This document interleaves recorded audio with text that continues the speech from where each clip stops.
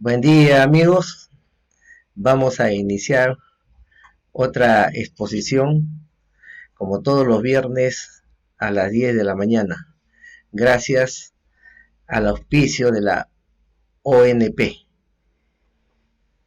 A la ONP tenemos que agradecerle su preocupación, su cariño, su, digamos, su interés en llegar con estas exposiciones para, digamos, que las personas vayan conociendo aspectos de la salud para prevenir, y no solamente aspectos de la salud, sino tenemos entendido que también lo hacen muchos talleres de gimnasia mental, etcétera, ¿no?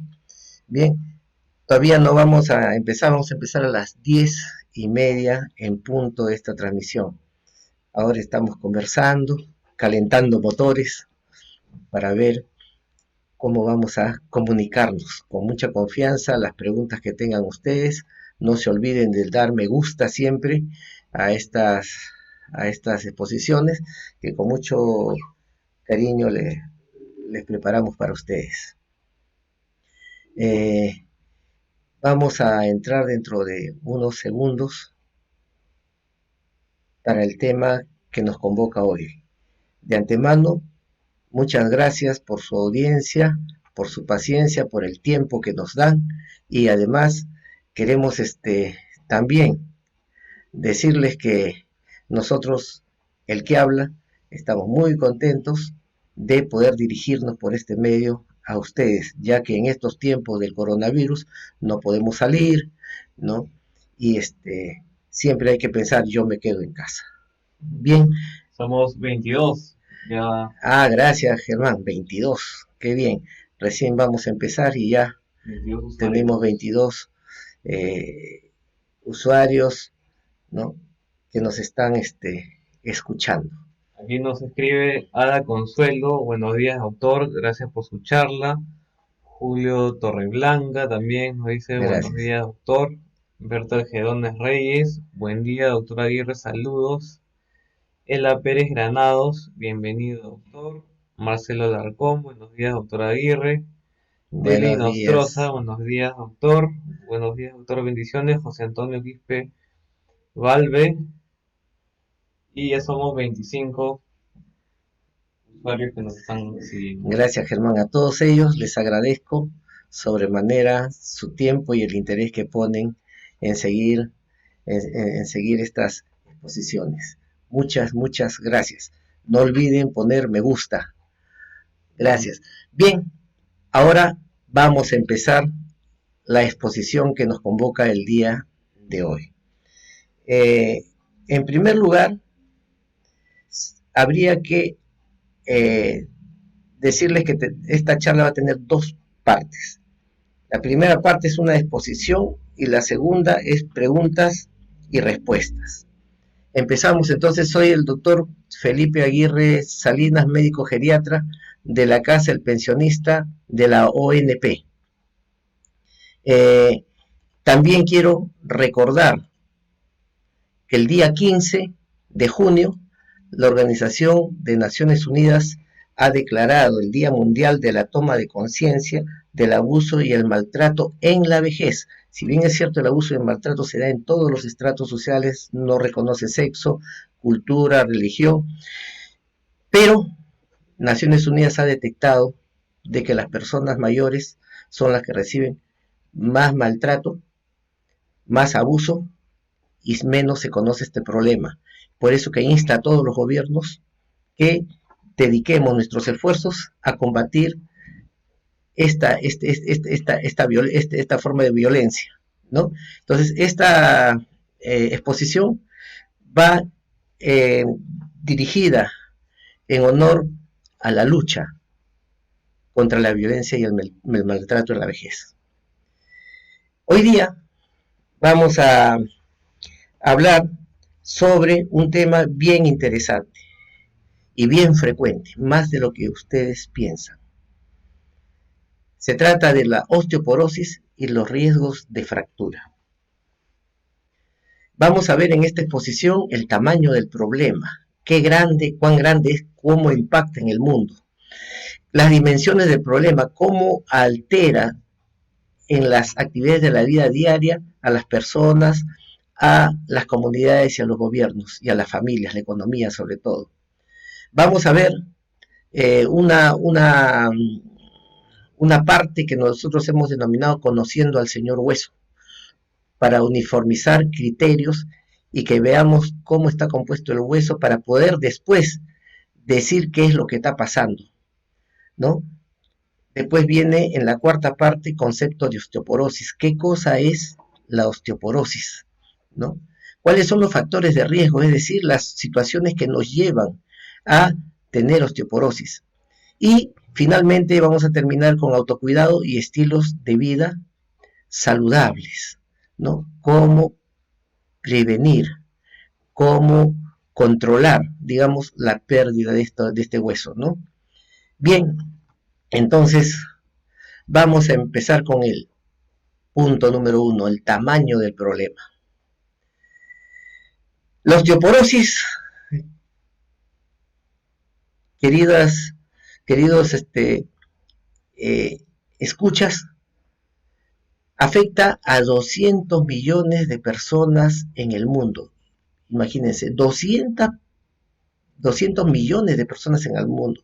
En el Japón, en Estados Unidos y en Europa viven 75 millones de estos pacientes, casi la tercera parte de todo el mundo, en estos países desarrollados. ¿Cuáles son las dimensiones del problema? En primer lugar, 1 de 3 mujeres y 1 de 5 varones mayores de 50 años sufren alguna fractura por osteoporosis. Entonces, nos estamos refiriendo a que a medida que vamos avanzando en años, el riesgo de osteoporosis va incrementándose y a predominio de mujeres.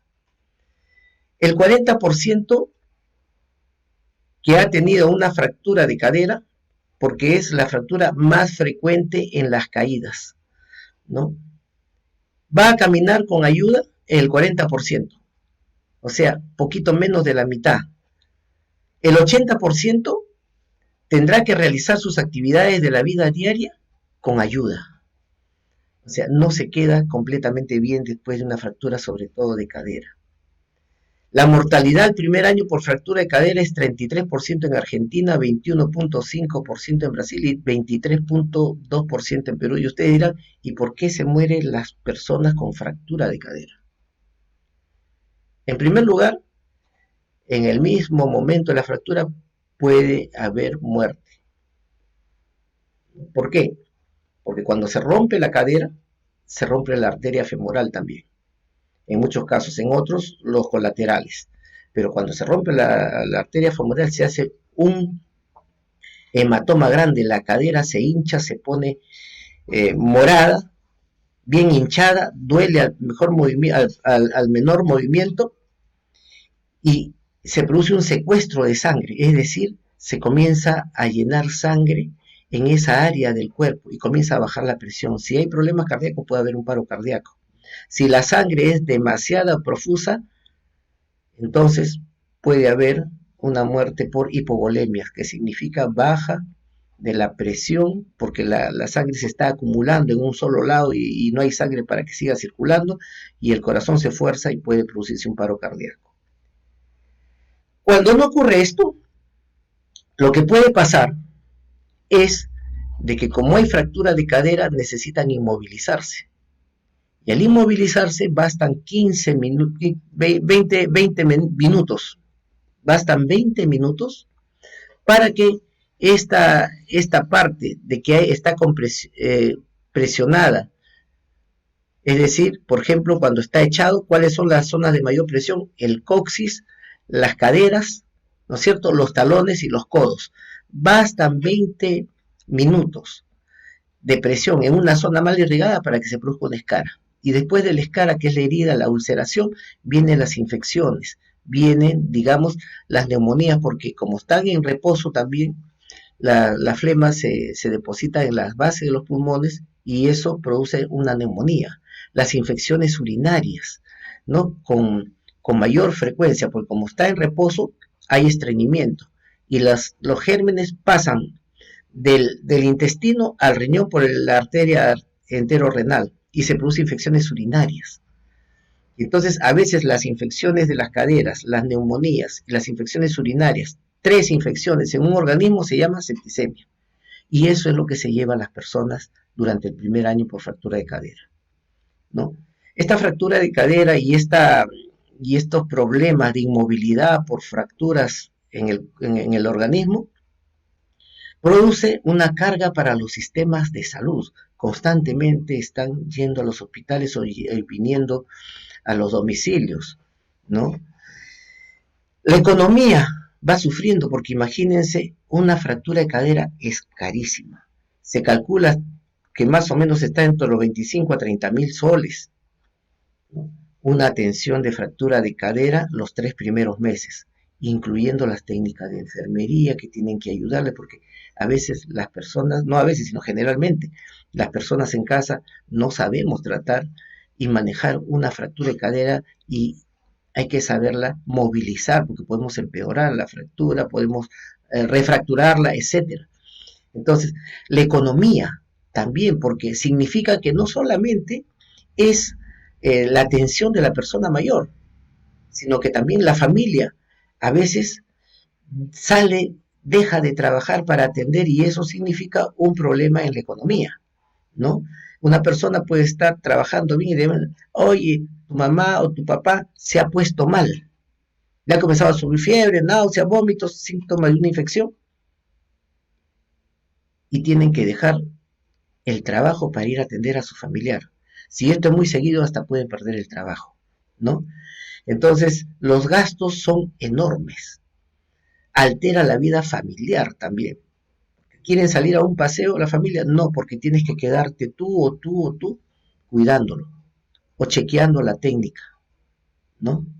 Entonces, la dimensión del problema es multifactorial, tanto para el paciente como para la familia, como la comunidad y como la economía en general.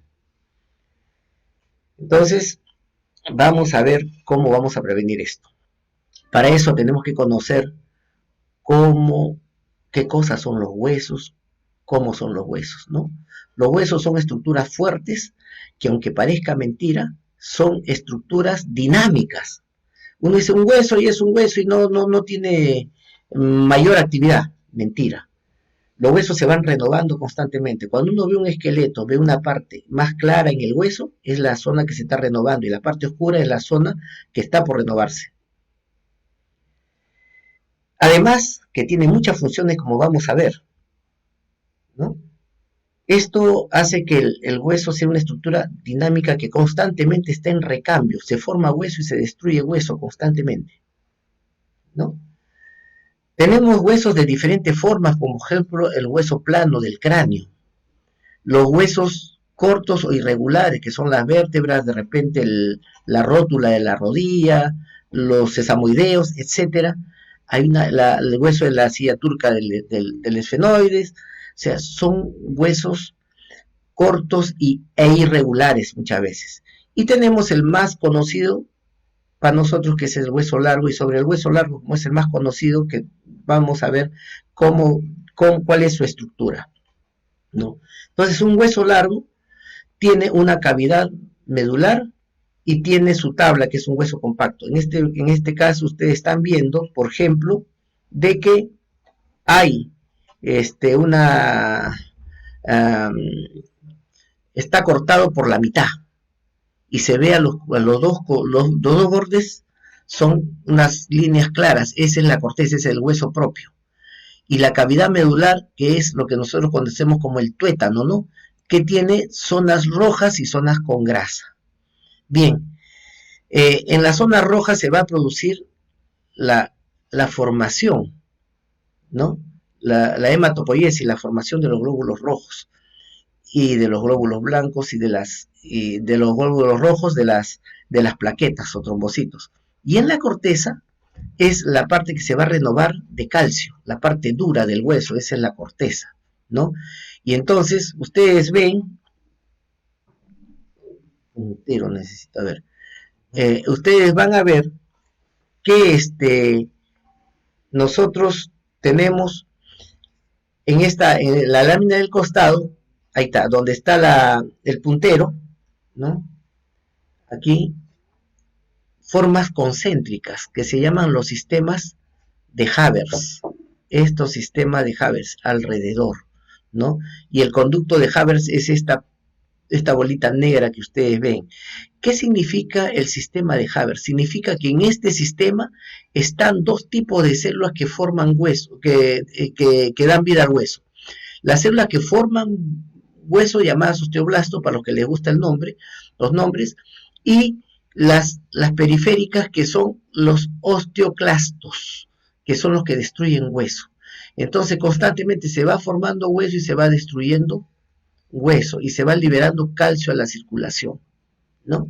Entonces, esto es la vida íntima del hueso. El hueso, volvemos a repetir, no es una estructura inmóvil, no estática, es una estructura totalmente dinámica.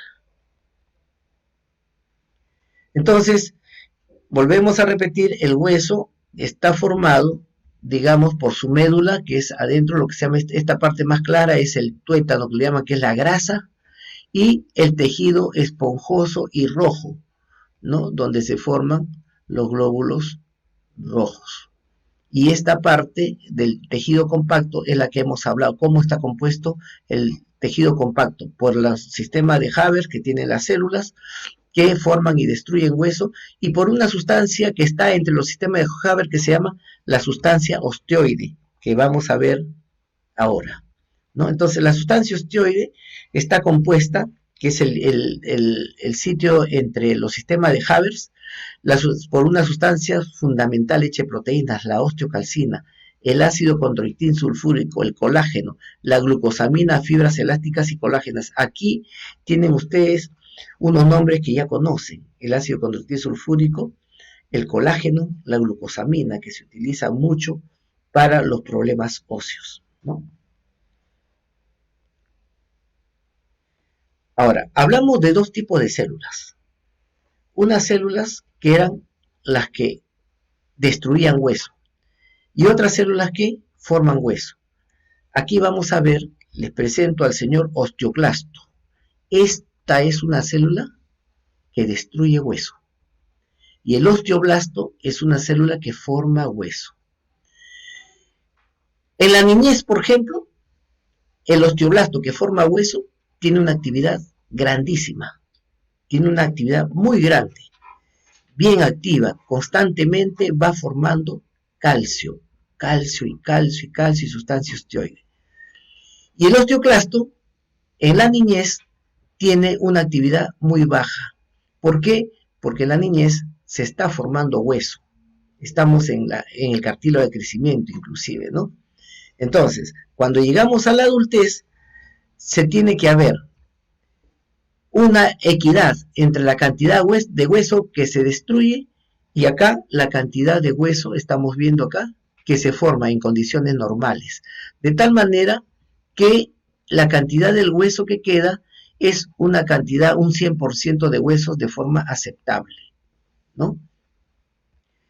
Ahora, conforme vamos avanzando en años, ¿no? Entonces comienza a aumentar la actividad del osteoclasto, o sea, va destruyendo hueso y el osteoblasto va formando menos hueso. Entonces, mayor destrucción y menos formación.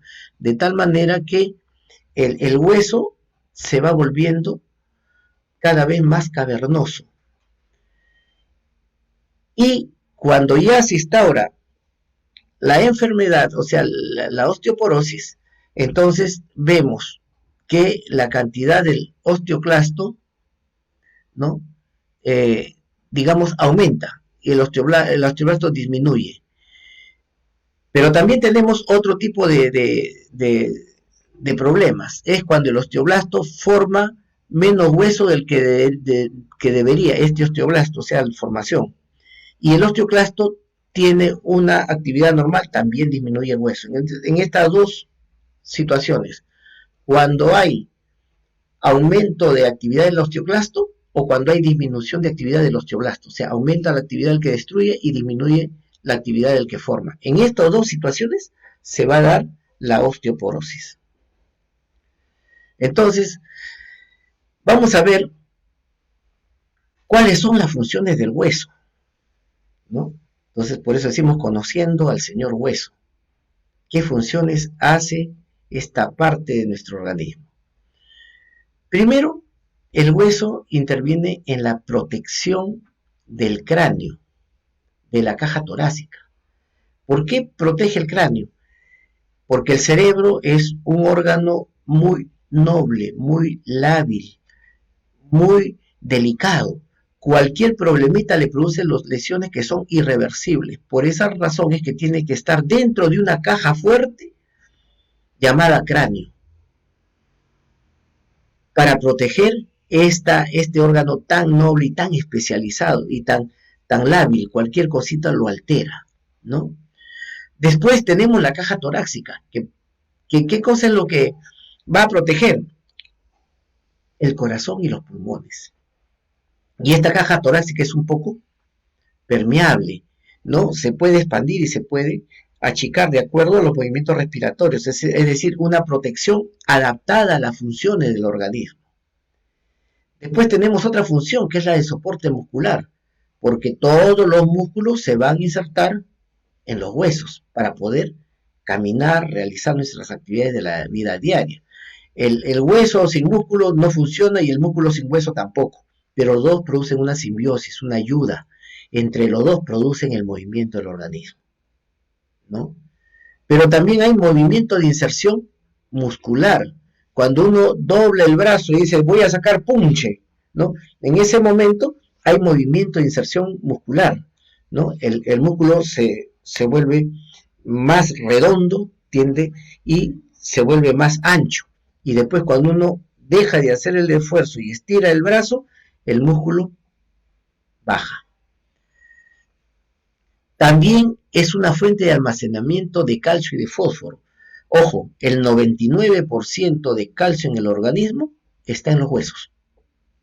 Y el hueso, mediante la extrusión, va soltando calcio de acuerdo a las necesidades también del organismo, ¿no? Otra función del hueso, la hematopoiesis, la formación de los glóbulos rojos, ¿no? Y también de las plaquetas que intervienen en la coagulación. Y también la otra función es una reserva de tejido adiposo, el tuétano, que nosotros llamamos de la parte grasa del hueso, que es una reserva ante las necesidades. La persona comienza a adelgazar, no come por A o B motivos, inmediatamente se consume la grasa del abdomen, de la borla bichar, es decir, de los pómulos, ¿no? De los lados del tórax, de las glándulas mamarias en las mujeres y de los varones también comienzan a disminuir, a consumirse, y en última instancia comienza a consumirse el tejido graso del hueso, ¿no? Entonces vamos a ver y a tocar ya el tema de fondo, sabiendo qué cantidad de personas tienen osteoporosis en el mundo, cuál es el impacto a nivel de la vida diaria de la persona, de la familia, de la comunidad. Y sabiendo cómo está constituido el hueso, ahora sí estamos en condiciones de conocer qué cosa es la osteoporosis. Osteo, hueso. Porosis, poroso. Entonces el concepto de osteoporosis es hueso poroso, ¿no? Entonces osteoporosis es la disminución de la masa del hueso. Ustedes van a ver, por ejemplo, acá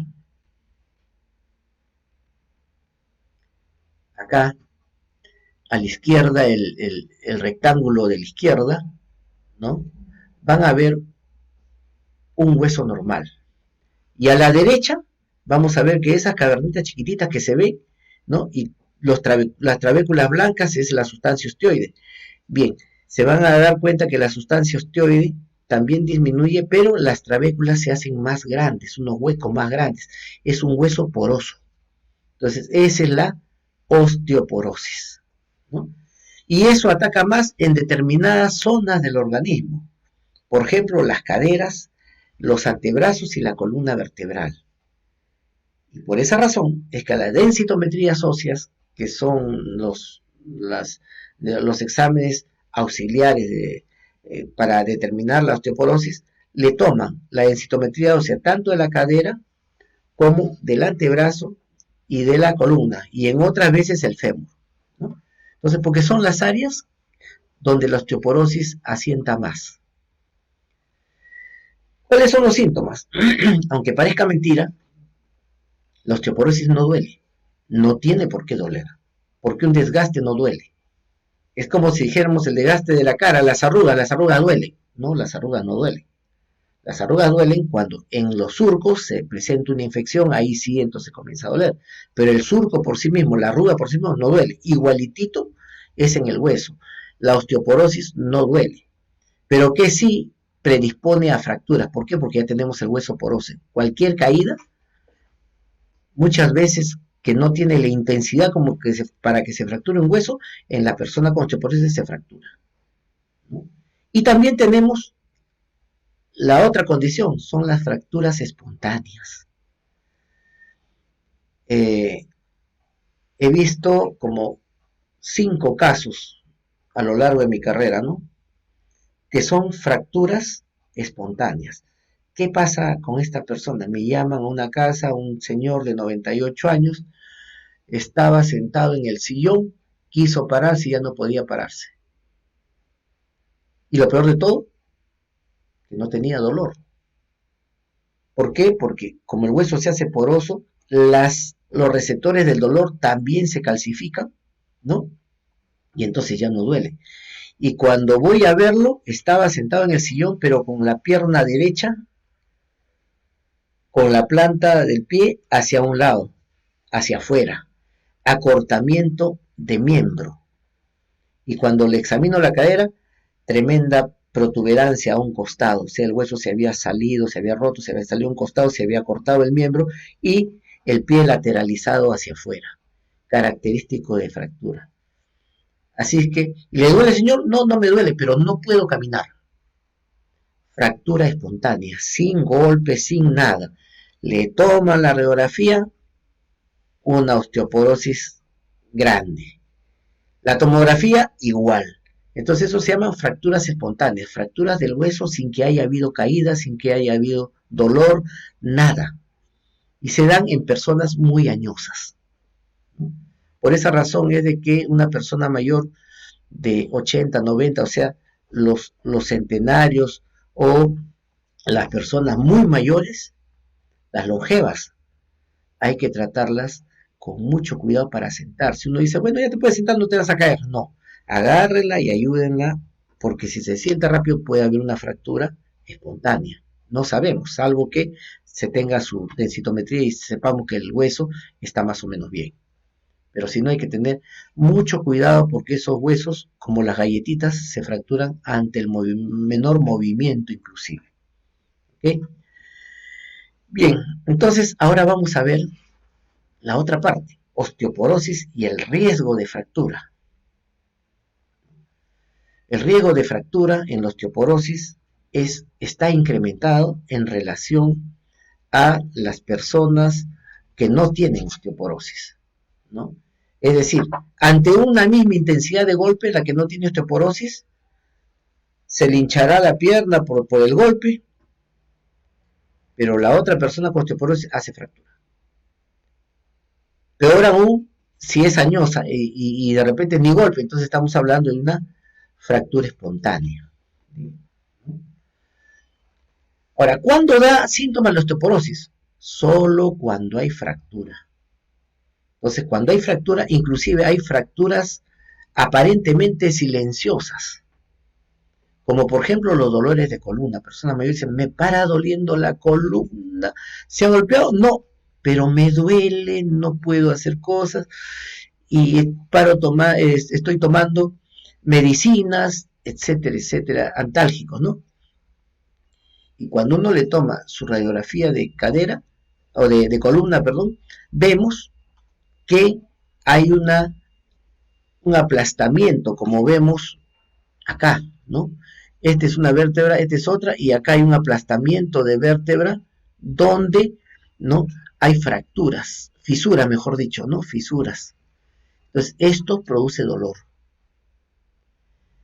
Y también la cifosis. hay dos tipos de cifosis. La cifosis fisiológica, que quiere decir la joroba. La joroba con los años va saliendo, ¿por qué? Porque el peso de la cabeza, el cráneo, si ustedes se dan cuenta, la nuca, el cráneo está tirado hacia adelante. La cabeza no está en el medio del cuello, sino el cuello está, digamos, el cráneo está siguiendo al cuello. Significa que la cabeza está hacia adelante. Y con el paso de los años, este peso de la cabeza va doblando la columna y produciendo una cifosis.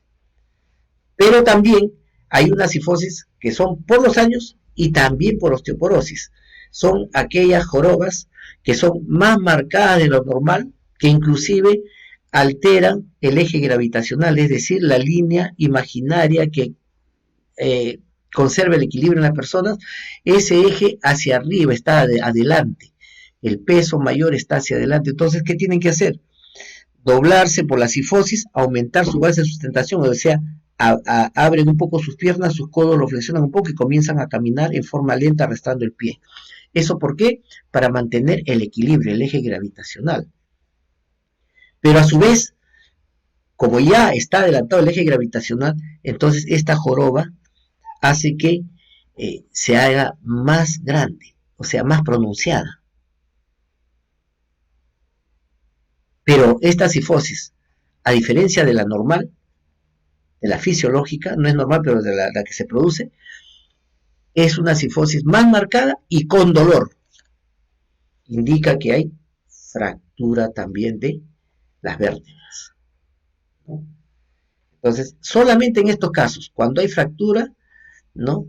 Cuando hay disminución de estatura por desplazamiento de los cuerpos vertebrales, las personas dicen, yo no sé, me he achicado y yo era más alto o alta, ¿no? Y la cifosis, que puede ser, digamos, producto de los años, como puede ser una cifosis más marcada con dolor. Cifosis marcada con dolor es una cifosis muy probablemente con osteoporosis. ¿Cuál es el diagnóstico de la osteoporosis? Primero, dolor cuando hay fractura. Segundo, ya dijimos, la cifosis dolorosa, o sea, la joroba, el encorvamiento doloroso. La radiología que le indica de que hay fracturas en la columna probablemente, o en su ausencia hay desmineralización del hueso. Se ve en la fractura, los huesos tiñen la radiografía de blanco. Cuando es un blanco muy clarito o se pierde la línea del hueso, estamos hablando de osteoporosis. Y la densitometría ósea, que es el procedimiento médico más certero, digamos, en la producción, en la detección de la osteoporosis, ¿no?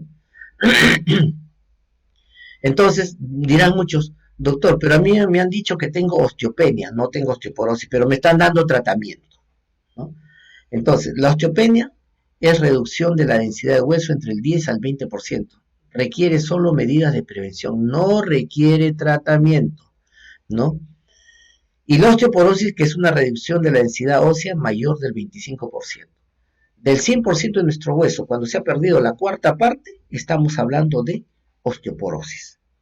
Antes del 25%, estamos hablando de osteopenia. La osteopenia no se trata, pero es un timbre de alarma para prevenir la osteoporosis. Entonces, si uno tiene osteopenia, tiene que tomar las medidas, ¿no?, necesarias para no llegar a osteoporosis, que ahora las vamos a ver, ¿no? Entonces, esa es la diferencia entre osteoporosis y osteopenia. En general es el mismo proceso, pérdida de hueso, con la diferencia que la osteopenia es una pérdida de hueso del 10% al 20% de hueso. Cuando es más del 25% estamos hablando de ya osteoporosis.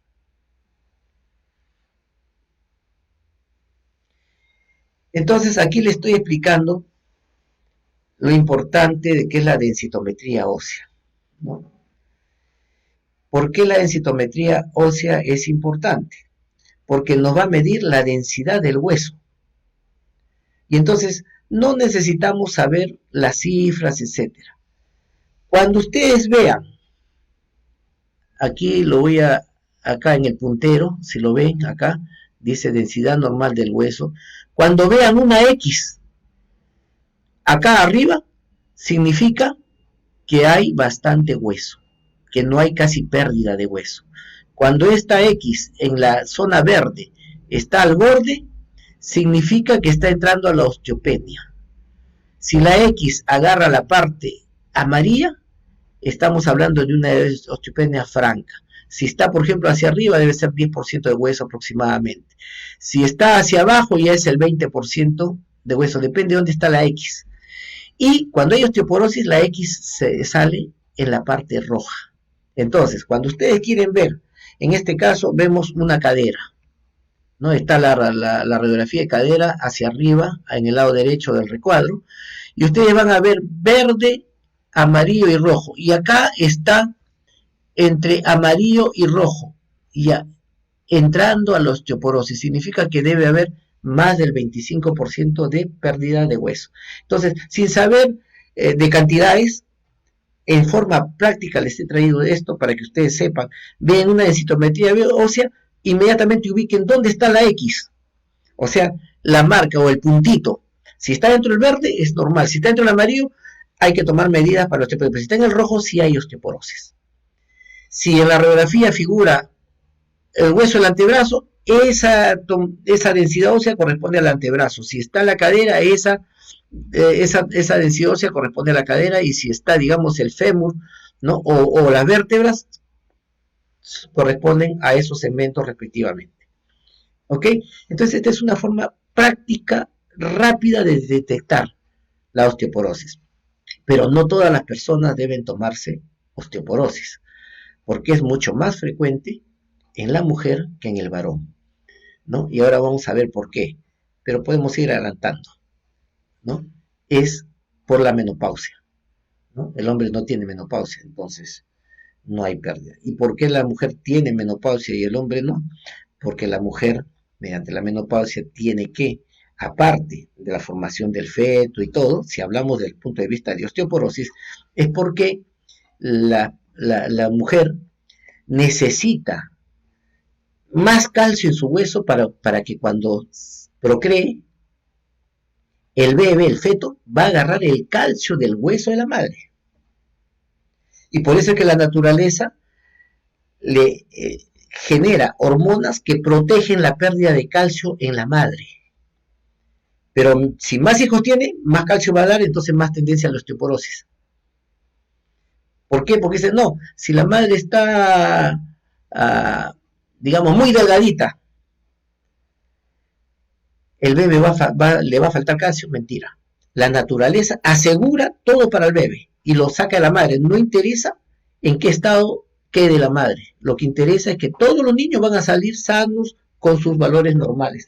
Eso es lo que la naturaleza ha destinado, ¿no? La naturaleza es sabia. Entonces, descalcifica, desvitaminiza, desproteiniza, todo lo que necesite el feto, ¿no? Le saca eso de la madre. Y el bebé siempre nace bien, ¿no? Entonces, por esa razón, y es de que la osteoporosis es más frecuente en mujeres cuando entran en la menopausia y ya no hay pierden esa, digamos, esa inmunidad, esa protección que le dan las hormonas femeninas, ¿no? El tratamiento, tenemos tratamiento natural y el tratamiento medicamentoso. Yo me inclino por el tratamiento natural. ¿Por qué? Porque brinda mejores resultados sin efectos secundarios. Es económico. Siempre lo natural es mejor, ¿no?, que lo que ha sido hecho por la mano del hombre. Ejercicios físicos. ¿Por qué los ejercicios físicos? Porque los ejercicios físicos a nosotros nos mejora la irrigación, nos mejora la oxigenación y además hace que los poros del hueso se abran para que entre el calcio. Entonces, ejercicios físicos son muy importantes. Claro que estos ejercicios físicos en personas mayores tienen que ser, digamos, graduados. ¿Por qué razón? Porque una persona con osteoporosis avanzada va a hacer ejercicios y el ejercicio le va a fracturar. Entonces, los ejercicios físicos, ahora vamos a ver, las caminatas, todos son muy importantes, ¿no? Más que ejercicios de cargar peso, eso no, pero sí ejercicios físicos de realizar las actividades de la vida diaria, de caminatas, de paseos, etcétera, ¿no? La luz solar es importantísima. Le hago yo una comparación. La planta tiene clorofila, que es el sistema circulatorio prácticamente de las plantas, y que esta clorofila es de color verde y le va a dar el color a la planta, ¿cierto? La planta estoy hablando común y corriente, ¿no? La más frecuente, no estoy hablando de las plantas de colores, etcétera, que también tienen clorofila con otros pigmentos, pero al fin y al cabo son clorofila. ¿Y cómo se sintetiza la clorofila? Por la vitamina D que le da el sol y sintetiza la clorofila. Si ustedes, por ejemplo, plantan un frijolito en agua y lo ponen a la sombra, esa planta va a salir amarilla, pálida. Pero si lo ponen al sol, la planta está verdecita. ¿Por qué? Porque recibe la vitamina D de la luz natural. De igual manera, en nosotros la luz solar, la vitamina D va a, digamos, pasar del calcio al calcitriol, que es la forma orgánica que la asimila el organismo. Y entonces, mientras más luz solar tenga exposición al sol, claro que no hay que llegar, digamos, a la inflamación de la piel por las inflamaciones solares, ¿no? Sino una luz solar más o menos de 10 a 15 minutos diarios son suficientes para mantener la síntesis de calcio en nuestro organismo. Asimismo, los alimentos ricos en calcio, fósforo, magnesio y zinc, que ahora vamos a ver cuáles son. Entonces, este es un tratamiento natural, ejercicio físico, luz solar y una alimentación rica en calcio. Son las tres cosas cardinales para evitar o mejorar una osteoporosis. Entonces, es importante este tratamiento natural y todo es beneficioso y más económico, ¿no? Después vemos al tratamiento con medicinas. Yo creo que los laboratorios me van a matar acá, pero la verdad es de que el tratamiento con medicinas solamente tiene efecto al 50% de casos luego de 5 años de tratamiento. Y siempre y cuando haya empezado el tratamiento al tercer año después de la menopausia. Después del tercer año, el efecto ya es menor. Segundo, el otro efecto es cáncer al bolsillo, porque es carísimo. Y mantenerse 5 años para ver si es que mejora, ¿no? Entonces, es un poco oneroso. Y tiene efectos secundarios en algunos pacientes, no en todos, ¿no? En una mínima parte, si no, no hubiera salido al mercado. Son beneficiosos los medicamentos para determinadas cosas. Por ejemplo, si una paciente está con corticoides y tiende a hacer osteoporosis, se le cubre con medicamentos también, ¿no? Entonces, sí tienen sus efectos, pero como les digo, el efecto es el 50% de casos después de 50 años de tratamiento. Después de la menopausia, del tercer año de la menopausia, este porcentaje disminuye. Entonces, los efectos secundarios que hay en algunos pacientes son por ejemplo, los bifosfonatos, que son los más usados en nuestro medio. Producen náuseas, acidez, dolor abdominal. Vuelvo a repetir, en algunos pacientes, no en todos. El denosumab, que puede producir necrosis de mandíbula, sobre todo después de sacarse una muela, ¿no? Te puede dar si está tomando denosumab, preferible primero es una radiografía, consultar con su odontólogo. La terapia reemplazo hormonal también es bien frecuente, pero puede producir coágulos, trombosis, infartos, cáncer de mama, de endometrio y enfermedades cardíacas. Entonces, también es en el menor porcentaje de casos, en algunos pacientes nada más, no en todos. El romosumab, que es una inyección mensual de 1 año, que es un medicamento último, ¿no? Pero es muy bueno, pero ¿cuál es el problema? Que después del año tenemos que volver a utilizar los medicamentos convencionales con su alto costo y con sus efectos secundarios en algunos pacientes, ¿no? Aparte que el romosozumab es carísimo, ¿ya? Entonces, eso es en cuanto tenemos al espectro terapéutico hoy en día con estas variedades y con estas connotaciones. Por eso es que prefiero el tratamiento natural. La herencia, los factores de riesgo. Tenemos factores de riesgo personales, ¿no? Que son intrínsecos de cada uno, como por ejemplo la herencia. Entonces, hay actividades de osteoclasto mayor, de estructura de hueso mayor, casi por herencia. Generalmente uno pregunta a su mamá, a su papá, sus familiares paternos o maternos, siempre hay una carga hereditaria en personas que están haciendo osteoporosis, salvo que no hayan tomado leche de niños, porque la osteoporosis también no es una enfermedad de momento, es una enfermedad que se larva toda una vida, que empieza en la infancia. Entonces muchas personas dicen, no, yo no tomo leche porque no me gusta, por estética que me va a engordar, etcétera, etcétera, etcétera. Esto, con el paso del tiempo, si son mujercitas, no han hecho, digamos, un acopio de ese calcio. Cuando salen en estado, tienen poco calcio que ofrecer, entonces el bebé no va a sufrir, pero quien va a sufrir es la mamá, ¿no? Entonces, la herencia o que no se está comiendo una alimentación rica en calcio o no se ha comido de niñez y de adolescencia, ¿no? Entonces, es importante por eso. El sexo.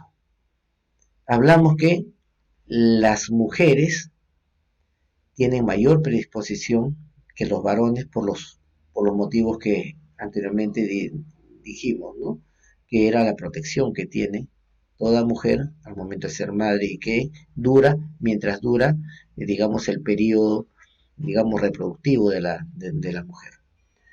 Los caracteres sexuales secundarios, ustedes dirán, pucha, ¿qué tiene que ver los caracteres sexuales secundarios? Es bien importante, ¿no? Que tiene que ver mucho con la herencia también. Ustedes ven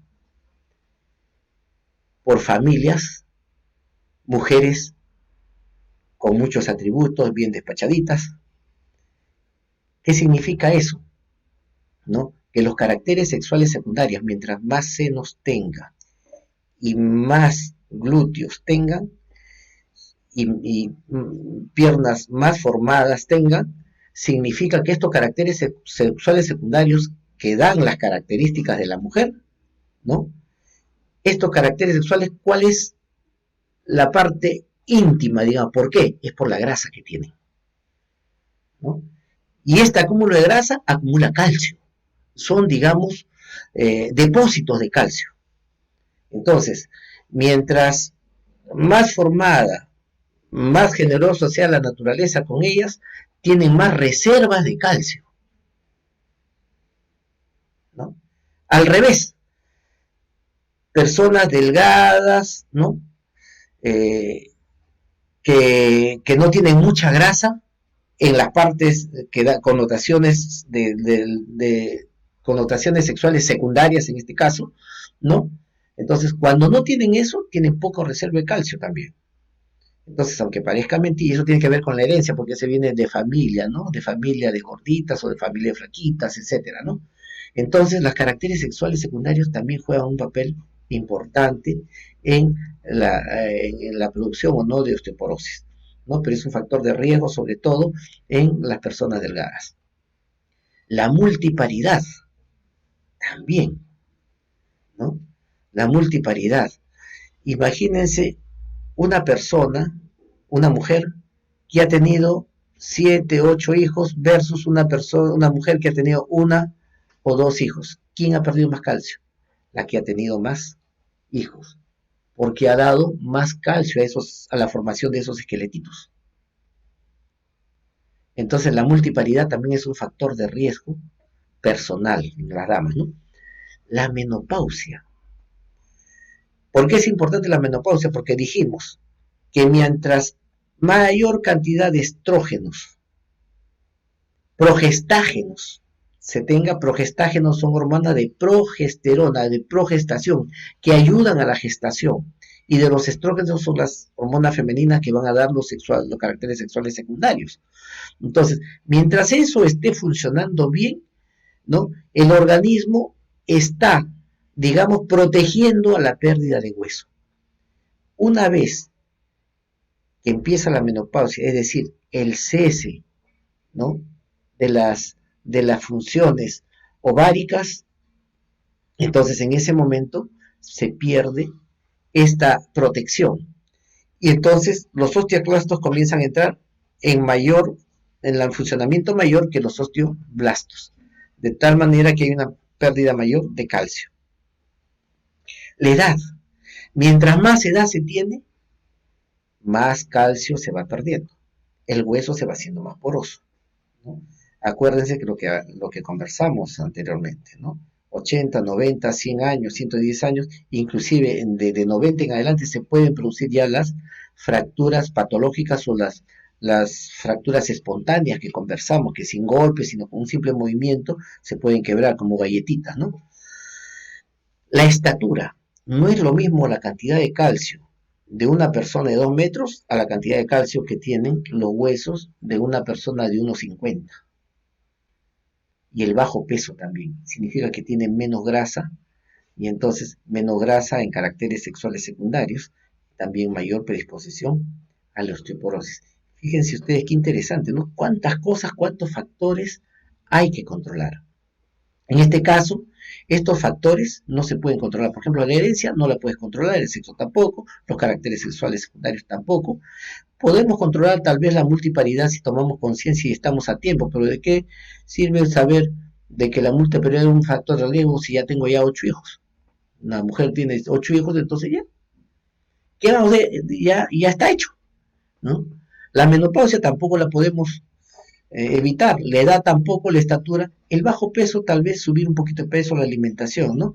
Pero los otros factores de riesgo personales son difíciles de controlar. Entonces, ¿qué es lo que tenemos que controlar? Los factores de riesgo en nuestros modos y estilos de vida, ¿no? Controlar, por ejemplo, el sedentarismo. Debemos evitar el sedentarismo, debemos evitar estar sentados, echados, sin hacer ejercicios, nada, huir del sol, estar oscuros. Ahora, por lo menos, si hay esto del coronavirus, no podemos salir, confinamiento, por lo menos salir a la ventana, sacar la cabeza cuando salga el sol. Y el que tiene azotea, suba a la azotea y póngase al sol, ¿no? Evitar el alcohol. El alcohol, ¿qué es lo que produce? Una disminución de la absorción de calcio de la alimentación. Entonces, si yo voy a estar comiendo bien, pero tomo bastante licor, inmediatamente voy a inhibir, digamos, la formación de calcio en mi organismo, ¿no? La absorción. Igual el tabaco. La nicotina impide la entrada de calcio al organismo. La alimentación pobre en calcio, ¿no? También. Ahora vamos a ver cuáles son los alimentos más ricos en calcio, ¿no? Los fármacos. Los fármacos son importantísimos, porque hay muchos fármacos que vamos a ver cuáles son. Entre ellos vamos diciendo los corticoides, ¿no? Los corticoides sí producen una pérdida de masa ósea, una decalcificación, ¿no? Hay muchos medicamentos que pueden, algunos antidepresivos. Las bebidas oscuras.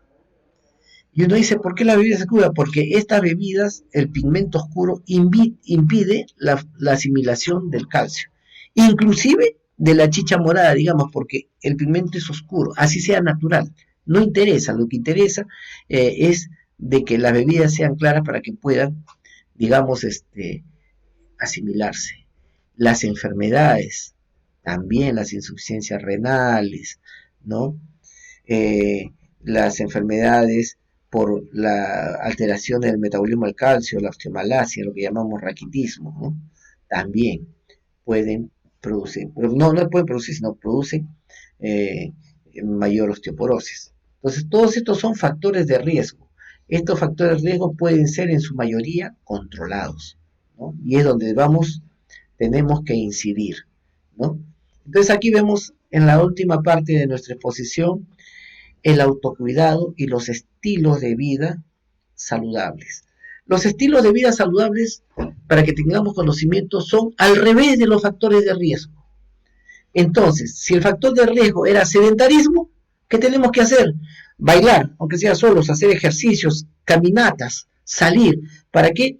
Para que haya aumento en la circulación, se abran los poros de los huesos y puede entrar el calcio con mayor facilidad. Es un tratamiento natural. benéfico, porque el ejercicio, el baile es benéfico para todo el organismo, perdón, ¿no? Y para todos también, pero me refiero al organismo, porque el ejercicio aumenta la frecuencia cardíaca, pasa con mayor velocidad la sangre, aumenta la frecuencia respiratoria, entonces capta con mayor velocidad el oxígeno para que llegue a las células, entonces mejora la oxigenación de las células, la nutrición de las células y la hidratación de las células, ¿no? Y en este caso mejora la entrada de calcio también. Entonces, a bailar, a hacer ejercicios y a caminar, no ejercicios de peso, ¿no? Sino los ejercicios tipo gimnasias, ¿no? Y el caminar, tampoco hay que caminar 20, 30 kilómetros, simplemente caminar 2 vueltas de manzana al día, y en este caso ir calculando y en el cuarto o en la azotea o de la sala al baño, etcétera, ir caminando, pero el hacer ejercicios. Pero me dirán, sí, pero yo hago ejercicio bastante porque, por ejemplo, subo agua en un balde del primer piso al segundo piso, barro, trapeo. ¿Qué más ejercicio para mí? No, señora. No, señora. Esos ejercicios con una finalidad, si yo voy a cargar el balde y lo llevo a la azotea o al segundo piso, o un peso estoy cargando, mi cerebro está dando las órdenes de contracción muscular para realizar un movimiento dirigido. Entonces el peso puede irme desgastando las articulaciones. Entonces esto es desgaste. Un ejercicio dirigido es desgaste. Trapear ese desgaste, digamos, ¿no? Pero ¿cuál es el ejercicio beneficioso? El ejercicio donde yo estoy relajado, donde los músculos están relajados y estamos, ¿no? Divirtiéndonos, ¿no? Entonces ahí es ese ejercicio. El otro es desgaste. Esa es la diferencia. Bien, sigamos. El evitar o el no recibir sol como factor de riesgo, ¿cuál es el estilo de vida saludable? El sol como fuente de vitamina D, tomar sol, ¿no? Caminar, estar en contacto con la naturaleza, ¿no? Entonces, eso es bien, bien importante, ¿no? El sol. Alimentos ricos en calcio, ¿no? ¿Cuáles son los alimentos ricos en calcio? La soya tiene un porcentaje mayor. Las lentejas, los frijoles, todo lo que sean menestras, tienen bastante calcio. El trigo, la leche, el queso y derivados, ¿no? El huevo, los pescados, tienen entre proteínas animales y vegetales. Estos son los medicamentos, digamos, las menestras que tienen bastante calcio y los derivados lácteos, ¿no? Los frutos secos, ¿no? Por ejemplo, las pasas, las nueces, los higos, los orejones, eh, el maní, ¿no? Los guindones. Entonces, todos tienen altas tasas de calcio asimilables para el organismo. Y esa es otra de las cosas que queríamos decir. El calcio de las pastillas se entran al hueso, pero en menor cantidad cuando en relación al calcio natural, ¿no? Por eso es importante esto. También el brócoli, todo lo que sean verduras verdes, brócoli, espinacas, ¿no? La albahaca, la lechuga, la colchina, la coliflor verde, etcétera, ¿no? Entre los frutos tenemos las sandías, las uvas, el maracuyá, la palta, entre otros. Entonces también tenemos fuentes ricas en calcio. Hay algunos productos que venden envasados, pero por ejemplo estas leches de almendras, las leches de arroz, las leches que tienen avena con calcio, la soya con calcio. Entonces, cuando a veces no se tiene, digamos, el acceso a verduras frescas, etcétera, ¿no? en especial las personas que están trabajando, no tienen tiempo, pueden tomar estos sustitutos con menor porcentaje de calcio, pero eh, son alimentos que tienen calcio, que pueden ayudar. También tenemos los jugos, ¿no? Los jugos naturales son muy importantes. Los jugos naturales de papaya, de fresa, de naranja, de tuna, ¿no? Los jugos de zanahoria, los jugos de plátano, todos estos tipos de jugos, o también la fruta al natural, ¿no? Se prefiere al natural, pero ¿por qué le he puesto en jugos? Porque está en relación a las bebidas. En vez de tomar alcohol, en vez de tomar bebidas gaseosas que también impiden el ingreso de calcio al hueso, entonces tomemos jugos, tomemos cosas naturales, que son los que nos van a, digamos, mejorar la entrada de calcio al hueso. No olvidemos los ejercicios. Siempre es importante los ejercicios. La ONP tiene un profesor, el profesor Taramona, que hace ejercicios que son muy importantes. Si ustedes lo ven, es una persona de edad, pero miren cómo está, haciendo ejercicios bien fuerte. Un saludo a él, pero les recomiendo que también hagan ejercicios con él. La ONP ha hecho este esfuerzo casualmente para evitar este tipo de enfermedades, la osteoporosis, en este caso ligada a los ejercicios.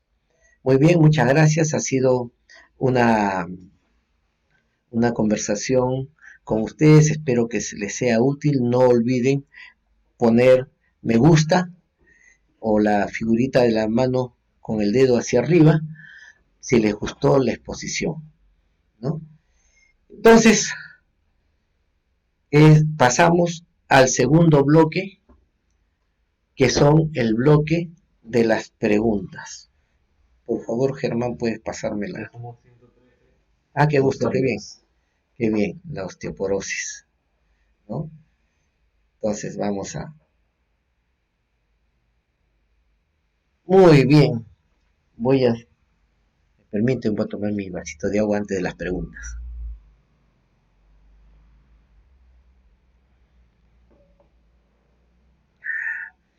Dicen que al que toca y al que canta se le seca la garganta, entonces en mi caso, el que habla y habla también se le seca la garganta. Estamos dispuestos a absolver las dudas que tengan ustedes con respecto a este tema. Voy a agradecer muy especialmente de que las preguntas sean dirigidas específicamente al tema. Yo puedo absorber las preguntas que conozca, las que no conozca, les voy a decir, le prometo la próxima traerles, ¿no? Porque uno es sabio. Pero sí tenemos que centrarnos en el tema. Ya, por favor, todo lo que sea relativo a osteoporosis. Bien, estamos en comunicación. En el inicio de la transmisión nos escribió el Gámez y nos dice, doctor, la consulta. Tomo limón todos los días. Me dijeron que descalcifica. ¿Es cierto? Bueno, el limón, si tomara, por ejemplo, 8 o 10 limones, es difícil, pero no descalcifica. Podría producir más bien un tipo de anemia hemolítica, ¿no? Pero no descalcifica. Lili Salas nos dice, ¿es bueno tomar cloruro de magnesio para la osteoporosis? El cloruro de magnesio es un elemento que interviene en la síntesis del calcio, ¿no? El magnesio, el fósforo, la vitamina D son las que van a intervenir en la absorción del calcio en mayor medida. Es muy, muy importante el cloruro de magnesio. Juana Álvarez nos dice que le detectaron osteopenia. Y hace un buen tiempo ha estado tomando calcio, pero ya hace unos años, y nos pregunta hasta cuándo lo debe seguir tomando. Bien, Juana Peña, ¿no? Juan Álvarez. Bien, señora Juana. En primer lugar, la osteopenia no es enfermedad, ¿no? Es como si digamos que la arteriosclerosis, el depósito que se ubica alrededor de las arterias y que va tapando las arterias. Todos nosotros tenemos un grado de arteriosclerosis. Es como la cañería antigua de fierro que le va saliendo un sarro hasta que se tapa. Igualitito es el colesterol en nuestras arterias. Entonces, ¿eso qué quiere decir? De que todos vamos a tener un grado de sarro. Igual, todos vamos a tener un grado de desmineralización del hueso conforme avanzamos en años. Eso es normal. Es normal si la pérdida de hueso es hasta el 10%. Normal. Osteopenia hasta el 20%. No es enfermedad. Significa que simplemente deben modificar sus estilos de vida para no hacer osteoporosis conforme vaya avanzando en años. ¿Ha tomado el calcio? ¡Qué bien! Pero nada más, no tiene por qué tomarlo toda la vida. Lo que tiene que hacer básicamente es exponerse a los rayos solares, ¿no? En forma metódica y controlada, ¿no? Para que pueda formar el calcio. Eso es mucho mejor que el calcio que toma en las pastillas, ¿no? Segundo lugar, haga ejercicios, baile, salga de caminatas y coma bastantes verduras verdes y frutas. Son las tres cosas que sí lo tiene que hacer de por vida, que es placentero y beneficioso para el organismo, más cómodo y más natural. Ujú. Aquí nos escribe Graciela Salazar y nos consulta si las personas de tercera edad absorben menos el calcio de los productos lácteos y si la leche deslactosada es rica también en calcio. Ya.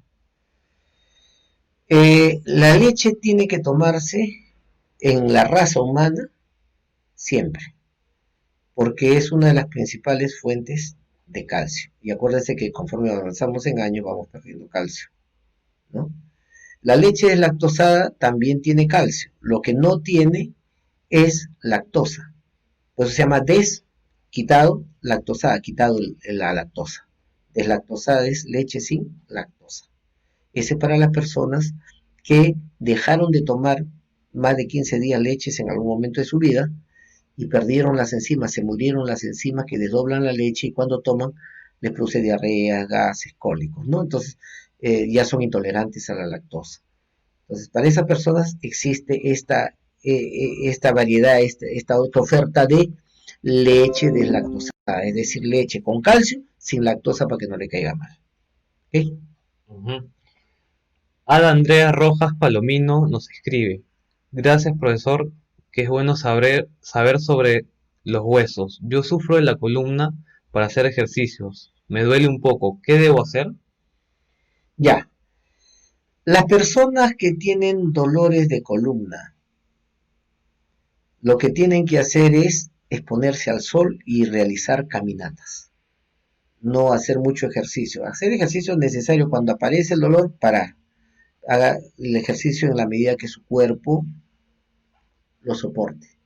¿Ya? Ahora, en su pregunta hay una cosa importante, ¿no? Que era la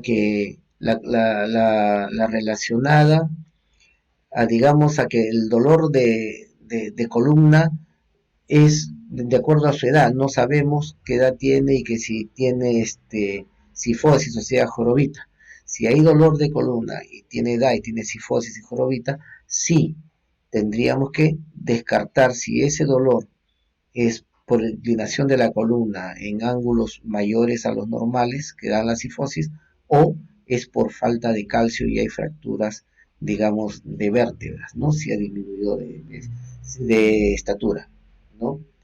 Si es joven, entonces estos dolores de columna pueden ser por malposición o porque muchas jóvenes ponen sus zapatos taco aguja y entonces alteran el eje gravitacional y el peso del cuerpo va en la punta del pie y en el talón. a los costados no, generando inestabilidad las articulaciones, sobre todo la columna y las caderas, son las que van a darle la estabilidad ante esta inestabilidad, entre comillas. Entonces esto origina un desgaste, ¿no?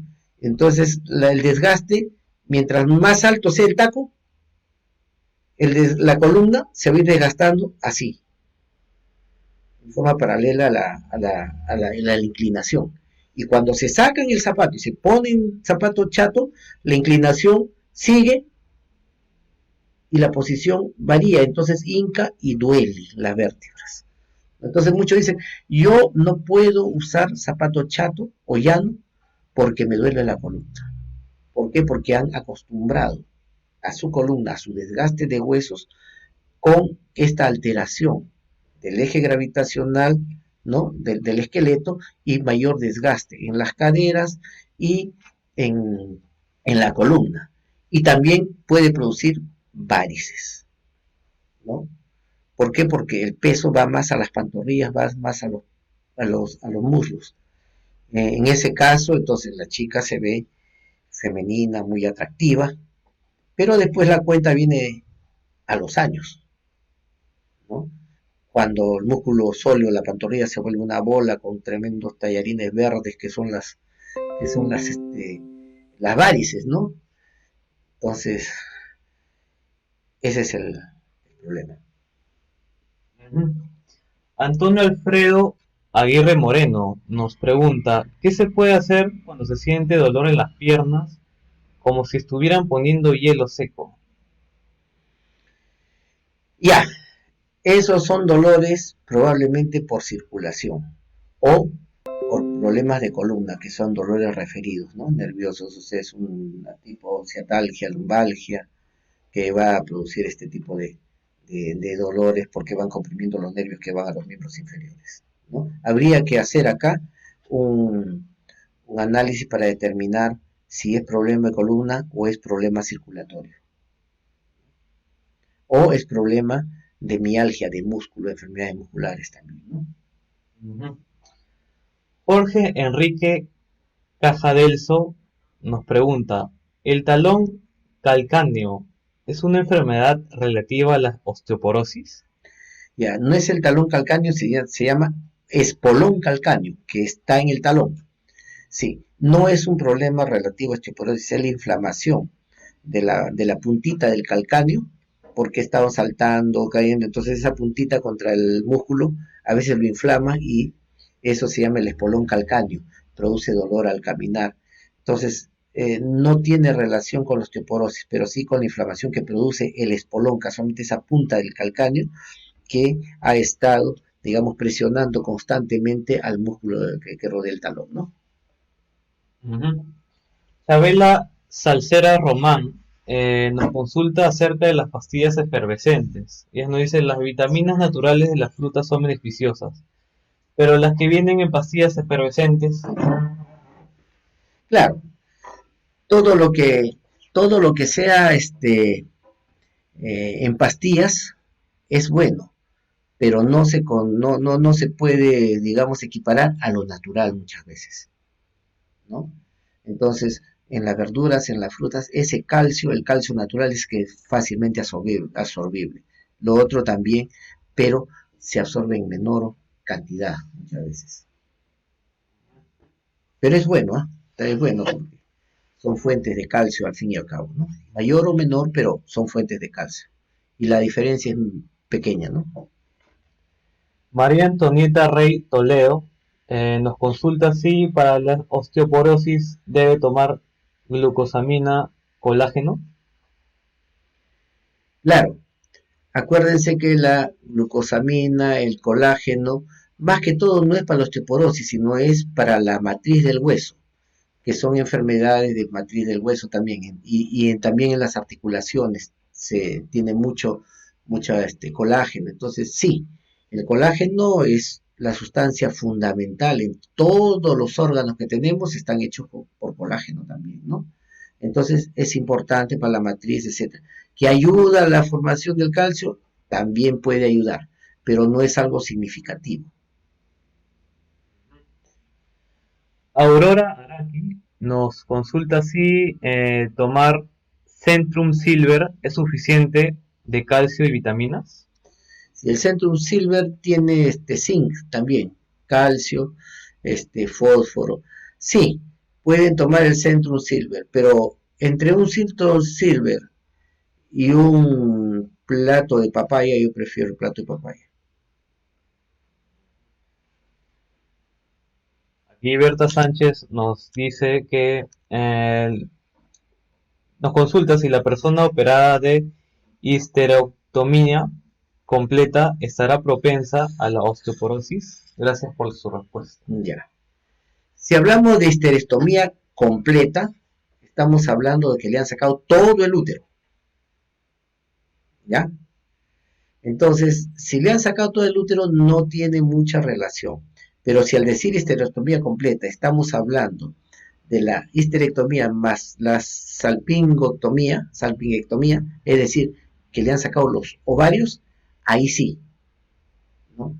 Porque los ovarios son los estrógenos que en alguna manera tienen la protección. Si se pierde eso, entonces hay mayor riesgo de osteoporosis, sí.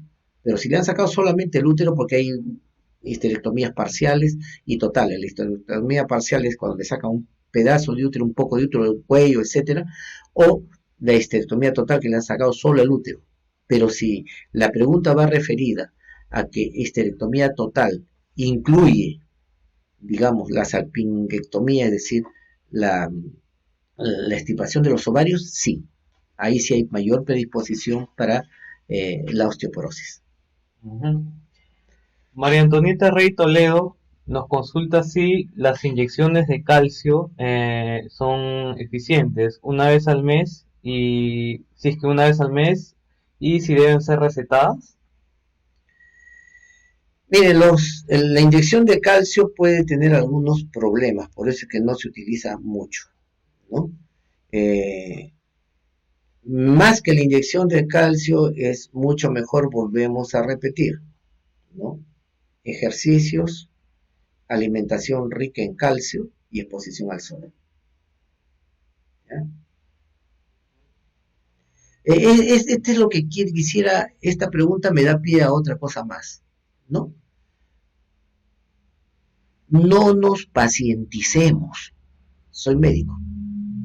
Sin embargo, estoy consciente que las medicinas deben utilizarse en el momento adecuado, por una causa específica, ¿no? Y en cantidades que sanen a las personas, pero solamente en momentos específicos que realmente se necesite, ¿no?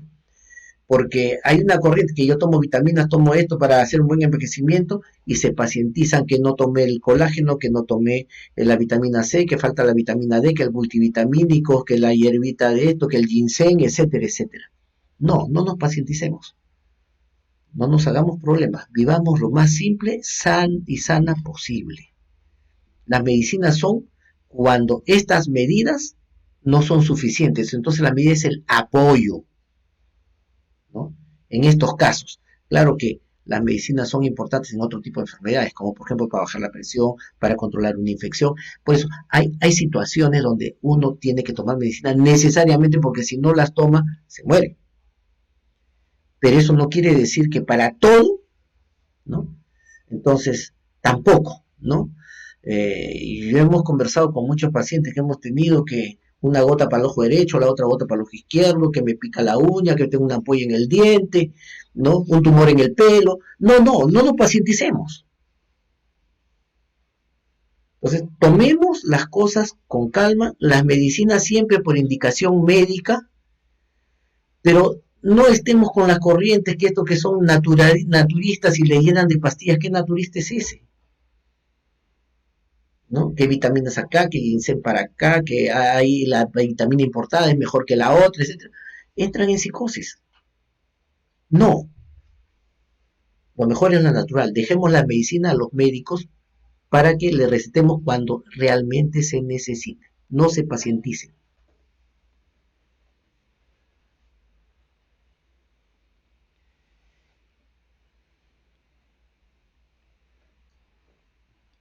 No olviden dar me gusta si es que esta transmisión les interesa y les agradecería sobremanera que lo multipliquen, sean factor multiplicadores para que este esfuerzo que hace la ONP llegue a mayor cantidad de personas. Ya somos 12 usuarios que nos están viendo todos los viernes a las 10:30 de la mañana. Ujú. Estamos aquí y seguimos con las preguntas. Jorge Gonzalo Jiménez Delso nos pregunta si la osteoporosis se puede curar. La osteoporosis como enfermedad no se cura, se controla. La pérdida del hueso por la edad, por otros factores, se pueden controlar o prevenir en todo caso o mejorar la situación, como le digo, con medidas naturales. Si estas medidas naturales fallan, recién pasemos a los medicamentos. Y acompañado de las medidas naturales, por supuesto, ¿no? Así es. Jesús Rojas nos consulta, doctor Aguirre, tengo un nieto de 12 años. ¿Cuáles son los alimentos ricos en calcio? Ya. Todo lo que sean verduras verdes, ¿no? Brócoli, espinaca, lechuga, ¿cómo se llama esto? Eh, la, todas las verduras verdes que tengan, espárragos, alcachofa, etcétera, ¿no? Segundo, menestras, ¿no? Ah, la que tiene más calcio de todos es la soya, las lentejas, frutos secos, higos, ¿no? Orejones, dátiles, pecanas, eh, ¿cómo le llaman esto? Maní. Entonces, todo lo que sean frutos secos van a ser importantes. ¿Ya? Y ejercicios. El nieto tiene que salir al sol, ¿no? Y ejercicios, bastantes ejercicios, ¿no? Uno de los factores de desarrollo de la persona son los ejercicios de exposición al sol, acompañada de este tipo de alimentación, ¿no? Y alimentación rica en calcio, ¿no? Leche y sus derivados, queso, mantequilla inclusive, ¿ya?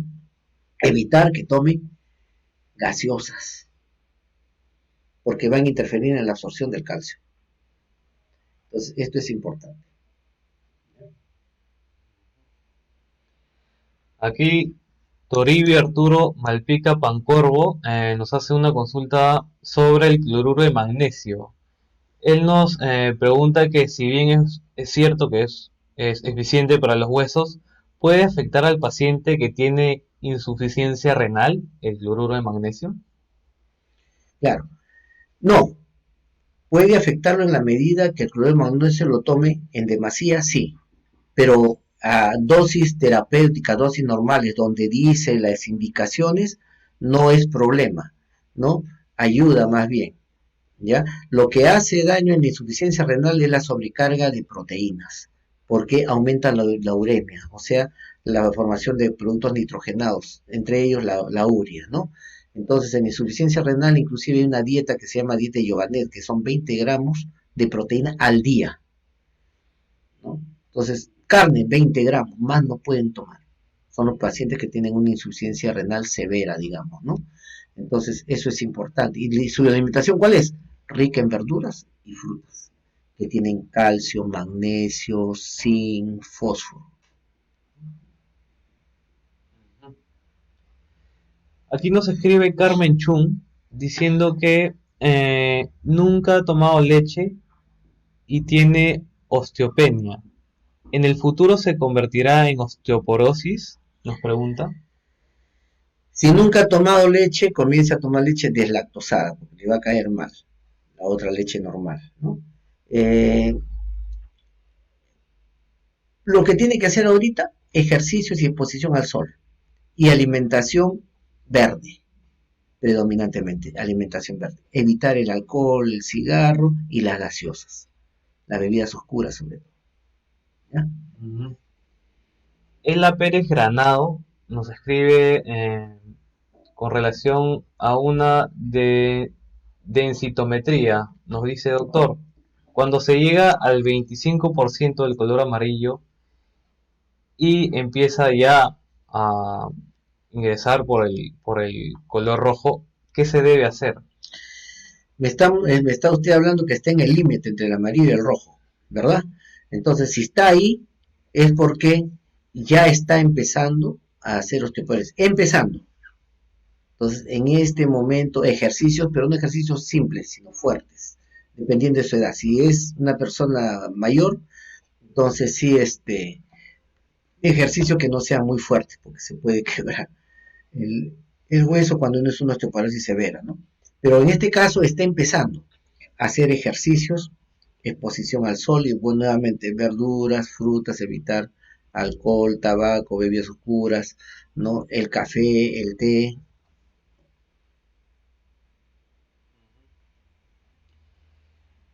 Aquí Marta Salcedo nos pregunta, ¿el dolor en la nuca y en los hombros puede ser osteoporosis? Generalmente el dolor en la nuca y en los hombros son dolores generados por tensión nerviosa, por preocupaciones. Entonces, eso se contrae el trapecio y los músculos cervicales y presionan sobre todo las vértebras cervicales y las primeras dorsales. Entonces, eso hace de que esté contracturada, haya dolor de cuello, dolor de nuca, ¿no? Entonces, no es dolor de osteoporosis, ¿no? Andrea Rojas Palomino nos escribe diciéndonos, doctor, yo tengo 67 años, no me puedo agachar, y por eso lo digo, ¿qué debo hacer? ¿Qué debo tomar? A ver, no es una pregunta muy completa, digamos. Tiene 67 años, es un muy buen dato. El dolor no se puede agachar Ujú. por dolor. Ajá, sí. Ya. ¿Dónde es el dolor? Es en las caderas, es en la columna, etcétera. Vamos a suponer que el dolor es en las columnas, en la columna, y no se puede agachar, ¿no? Eh, Cuando uno se tiende a agachar y le duele la columna, hay que descartar ahí sí osteoporosis, ¿ya? Porque pues, habría que ver si bajó de estatura, ¿no? Otros datos que complemente, pero en el supuesto caso de que solamente haya dolor para agacharse, habría que tomar una radiografía, puede ser compresión de las raíces nerviosas radiculares y por esa razón hay dolor y las vértebras pues y la mineralización a la radiografía puede ser normal. Yo le recomendaría que se tome en principio una radiografía para ver qué cosa hay, ¿no? Para descartar sobre todo. Ujú. Priscila Prieto Loaiza nos dice, doctor, ¿dónde me recomienda sacarme los rayos X o ecografía? Tengo dolor casi permanente de la columna. Ella nos dice que quiere ver cómo está y también nos consulta si es recomendable una densimetría ósea. Eh, la densitometría ósea es recomendable en todas las personas, mayormente mujeres, que tengan más de 65 años. En los varones, la densitometría se puede tomar si en caso toman alcohol, fuman, toman corticoides y son mayores de 70 años. En varones también está indicado en estos casos una densitometría ósea. La radiografía de la radiografía tiene que tomársela en la columna, más que todo en los antebrazos y también en la cadera, ¿no? Entonces, en esos tres lugares del cuerpo tienen que tomarse. Victoria Bardales Bazán nos dice, doctor, después de los 60 años, ¿es bueno tomar Ensure? El Ensure Advance, sobre todo, es el Ensure, bueno, y como otras leches, ¿ah? Hay otras marcas también, pero sí, son buenas tomar, sobre todo porque no solamente son alimentos, digamos que tienen todos los requerimientos, son polvos que tienen todos los requerimientos de la alimentación, sino también porque tienen este HMB para evitar digamos, la atrofia de los músculos, ¿no? Con el paso de los años, la atrofia muscular es una de las que comienzan a aparecer, ¿no? Entonces, hay que realizar ejercicios, caminatas, ¿no? Para evitar esto. Ujú. Orfelinda Delgado Cisnero nos consulta si la tiamina y el ácido fólico se toman juntos. Sí, es preferible porque a veces dicen, toma en la mañana una y la noche otra, ¿no? Entonces, a veces nos olvidamos. Prefiero tomar las dos juntas. Lo que sí no recomiendo es que ninguna vitamina se debe tomar después del almuerzo. ¿Por qué? Porque el almuerzo es la comida más copiosa que tenemos. Y nosotros tenemos una tasa máxima de absorción. Entonces, si yo tomo, por decir un ejemplo, 5.000 unidades de vitamina D y tomo vitamina D, solamente el cuerpo va a absorber los 5.000 o los 3.000 y lo demás lo va a desechar. Estoy congestionando el hígado, los riñones y gastando dinero por gusto. Entonces, las vitaminas siempre se toman en el desayuno o en la comida, que son los alimentos menos copiosos y donde se absorbe mayormente la vitamina, ¿no? Ujú. Aquí nos escribe Luis Cornelio Silvestre.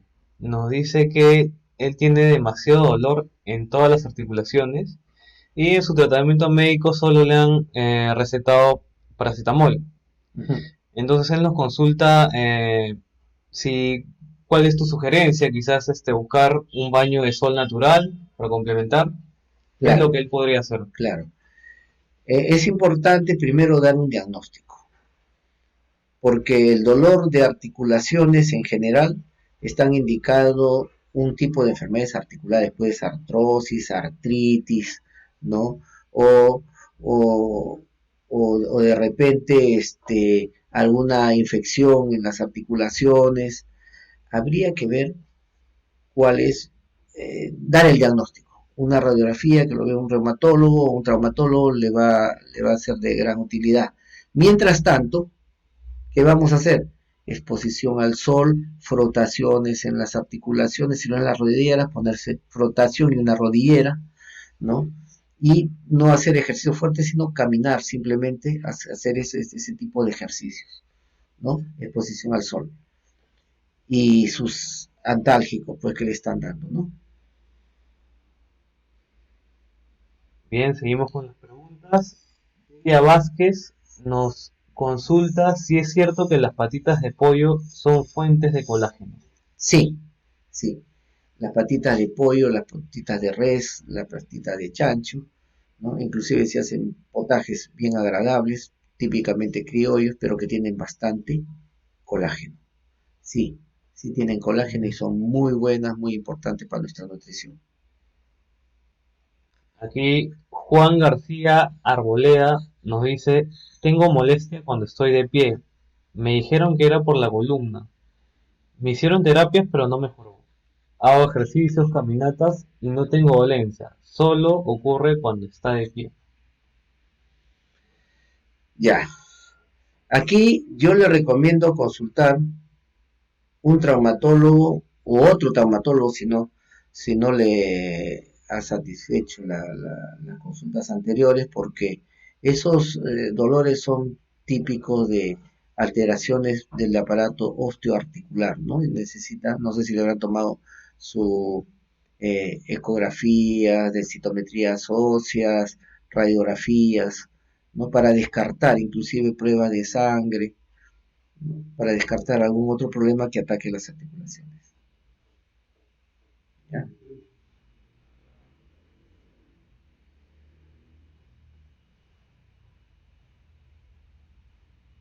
Orfelinda Delgado Cisneros nos consulta si la inyección de hidroxocopalamina es uno por mes o cada 15 días. La hidroxicobalamina, de acuerdo la graduación que tiene en sangre. Si le han hecho su examen de hidroxicobalamina y está bajo, puede requerir 2 veces al mes o si no, una vez al mes, dependiendo de cuánto le han encontrado de disminución en los análisis correspondientes. Chabela Salcera Román nos consulta, doctor, ¿a qué se debe que uno siente una especie de electricidad mínima en los pies? Ya, esos son problemas de circulación básicamente, ¿ah? ¿No? Inclusive la electricidad, otros dicen que me quema la planta del pie, otros que se adormecen, ¿no? Y que es adormecimiento, sensación de electricidad, como de picazón, de ardor, esos son parestesias se llaman, ¿no? Y que están relacionados mayormente en el 90% de casos problemas circulatorios. Otro 10% pueden ser otro tipo de problemas articulares o nerviosos, del sistema nervioso, no de nerviosismo, ¿ah? Sino de compresión en columnas y las terminaciones nerviosas son las que están dando estos síntomas, ¿no? Ujú. Jaime Alvarado Muñoz nos dice, doctor, buenos días. Tengo Buen un día, dolor Jaime. que viene desde el talón hasta la cadera. Es constante cuando estoy sentado y cuando estoy en la cama durmiendo, pero cuando camino me calma el dolor. Quería saber a qué se debe, algún tratamiento que me podría recomendar. Sí, es un problema de raíz nerviosa, de columna es, ¿no? Entonces, generalmente son antálgicos, cualquier antálgico para el dolor que tenga, siempre los antálgicos se deben tomar después de alimentos por el riesgo de úlcera que pueden producir los mismos, ¿no? Y yo le sugeriría que se tome placas, que lo vea un profesional médico, ¿no? Emilia Vázquez Sotelo nos dice, doctor, tengo osteoporosis y estoy tomando Oravil de 100.000 UI, solución oral, una vez al mes, y osteocarbonato, todos los días. ¿Eso me Mm. hará bien para la osteoporosis de mi columna? Si eso le ha recetado su médico es por lo que está necesitando, pero yo le sugeriría, como le digo, aparte de eso, su exposición al sol, sus ejercicios y su alimentación con verduras verdes, ¿no?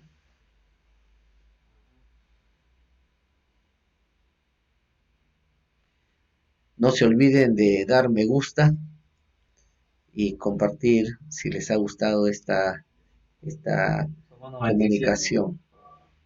Muy bien, ya. 98, que se 100. Ajá. Seguimos con las preguntas. Nelly Guamán Romero nos dice gracias, doctor Aguirre, por la excelente información sobre la densitometría ósea y los productos naturales que debemos consumir. Por usted me acabo de enterar sobre la exposición al rayo del sol. Voy a poner en práctica. Muchas bendiciones. Cecilia Ángeles nos Gracias. dice, Sí.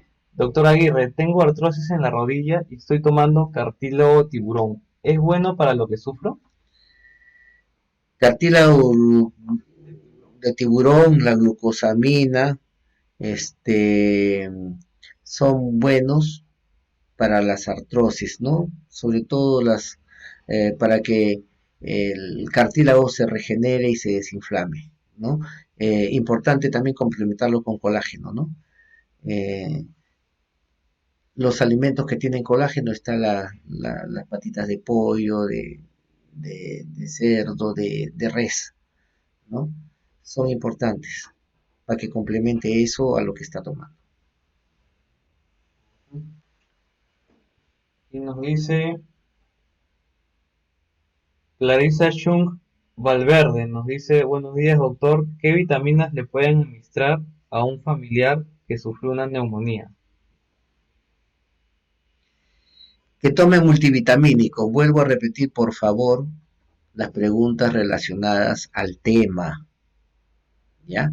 En este caso, que tome multivitamínicos y bastantes proteínas para mejorar su organismo.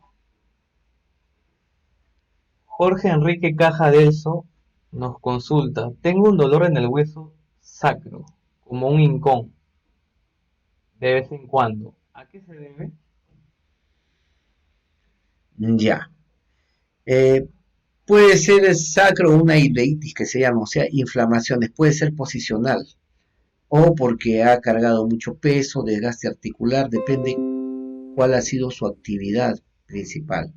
Personas que, y esta es una pregunta importante que me da pie a conversar sobre las enfermedades ocupacionales, ¿no? Personas que en su vida han cargado peso, los albañiles, ¿no? Los que han transportado en carretilla muchas cosas, entonces tienen desgaste de la columna, desgaste de la, del hueso de la pelvis, de la cadera, de las rodillas y también de los codos, ¿no? Entonces, de acuerdo a la actividad, puede ser por desgaste, puede ser una osteoartrosis, ¿no? Habría que descartar todo eso y su densitometría si tiene más de 70 años, ¿no? A ver su estilo de vida, si ha tomado, ha fumado, ¿no? O con regularidad, entonces también, o tiene tratamiento por corticoides. Habría que ver si tiene costumbre de tomar bastante café, ¿no? O bebidas gaseosas. Todo ello hay que verlo dentro de los factores de riesgo para ver a qué podría corresponder esto, ¿no? Ujú. Salomé Larriba Velázquez nos consulta qué es bueno para los calambres. Los calambres se producen casualmente por dos cosas, básicamente, ¿no? Cuando uno hace ejercicios en demasía, los músculos se agotan, ¿no? Entonces la respiración aeróbica pasa a ser la respiración anaeróbica, es decir, que el organismo comienza a funcionar y secretando o formando oxígeno interno. Entonces, se producen sustancias, ¿no? Que van a producir el mecanismo de calambre, como diciendo, ya no doy más, ¿no? No sigas haciendo ejercicios, ¿no? Y comienza a secretar dos ácidos, ácido láctico y ácido pirúvico. Entonces el ácido láctico y ácido pirúvico contraen el músculo y lo ponen como una bola y un dolor intenso que lo obliga a uno a parar. Eso significa que hay un sobreesfuerzo y el organismo dice hasta acá nomás, ¿no? Ese por un lado. Por otro lado, los calambres pueden ser por falta de circulación, ¿no? Que se caracteriza también porque hay hinchazón de piernas, cambio de coloración en los miembros o parestesias, adormecimientos, etc. O también otra causa es por la falta de ingesta de potasio y estos calambres por falta de potasio y de sodio se combaten, digamos, aparte de frotaciones, con naranja, con zanahoria, estos jugos que tienen bastante potasio, ¿no? Eh, eh, la zanahoria, la papa amarilla en las sopas, ¿no? Son importantes también. ¿Ok?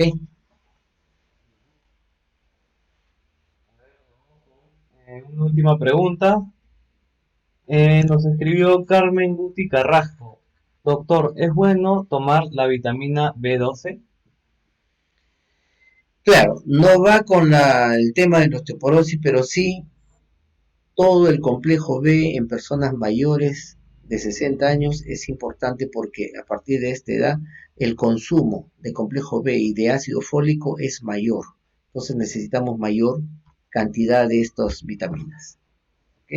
Les informamos que las preguntas que no han sido respondidas las van a hacer de manera personal. Solamente estén atentos a su bandeja personal de Facebook, que aquí ahí las vamos a ir respondiendo. Entonces nos vemos el próximo viernes a las 10:30 de la mañana. Gracias a la ONP que hace posible estos contactos cercanos con ustedes. Muchas gracias y hasta la próxima.